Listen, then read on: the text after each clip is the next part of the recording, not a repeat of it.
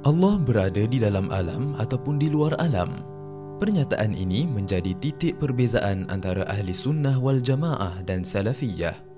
Ahli Sunnah wal Jamaah yang terdiri daripada Asy'ariyah dan Maturidiyah mengatakan bahawa Allah tidak berada di dalam alam mahupun di luar alam. Manakala Salafiyah pula mengatakan bahawa jika sesuatu itu tidak berada di dalam dan tidak pula di luar alam, maka ia adalah sesuatu yang tidak wujud. Ada juga yang mengatakan bahawa segala yang wujud itu sudah tentu mempunyai arah. Untuk menjawab kemusykilan ini, ada 3 soalan yang perlu kita tanyakan. Yang pertama, benarkah semua perkara mesti berada di dalam ataupun di luar alam? Yang kedua, kenapa kita tak boleh kata yang Allah berada di dalam ataupun di luar alam? Yang ketiga, betul ke arah berada di luar ataupun di dalam alam itu tanda-tanda kesempurnaan Allah? Dalam video ini, kita akan menjawab soalan pertama terlebih dahulu, iaitu benarkah semua perkara mesti berada di dalam ataupun di luar alam? Dalam dan luar itu terjadi kerana adanya 2 perkara atau lebih dalam satu masa. Contohnya tuah dan rumahnya.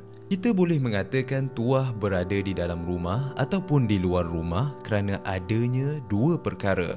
Jika tuah seorang sahaja yang ada, bolehkah kita katakan tuah berada di dalam ataupun di luar? Tak boleh. Begitu juga Allah dan alam semesta. Ketika Allah belum mencipta alam ini, apakah Allah berada di dalam ataupun di luar alam? Jawapannya, Allah tidak berada di kedua-duanya kerana tiadanya 2 perkara. Ini bermakna Allah pernah wujud tanpa berada di dalam mahupun di luar alam.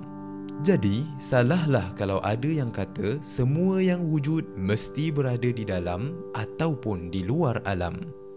Mungkin ada yang mengatakan bahawa tidak di dalam dan tidak di luar alam itu adalah satu percanggahan. Percanggahan atau tanakut itu hanya boleh terjadi jika kita menafikan dan menetapkan 2 perkara berlawanan pada sesuatu yang boleh menerima perkara tersebut. Contohnya, jika kita mengatakan dinding tidak melihat dan tidak buta, ia bukan tanakut. Kerana daripada awal, dinding tidak menerima sifat melihat ataupun buta. Selain itu, kita perlu tanyakan, benarkah semua yang wujud dalam alam ini pasti mempunyai arah? Untuk mengatakan semua yang wujud itu mempunyai arah, kita perlu membuat bancian kepada seluruh makhluk. Jika kita berfikir dengan sedikit mendalam, kita akan dapati bahawa ada benda dalam alam ini yang tidak mempunyai arah antara satu dengan yang lain. Tuah membenci jebat kerana dia menderhaka. Dalam masa yang sama, Tuah menyukai beliau kerana dia seorang kawan yang setia. Kedua-dua perasaan benci dan suka ini wujud dalam diri Tuah.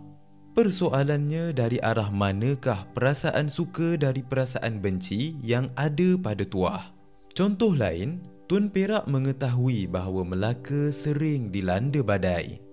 Dia juga mengetahui bahawa pelabuhan Melaka sentiasa sibuk dengan pedagang.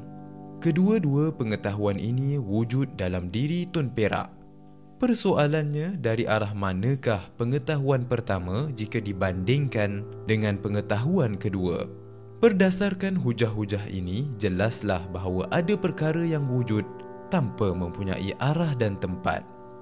Jika anda takut terlepas sambungan video ini, jangan lupa tekan butang subscribe sehingga bertemu lagi dalam bahagian kedua video ini.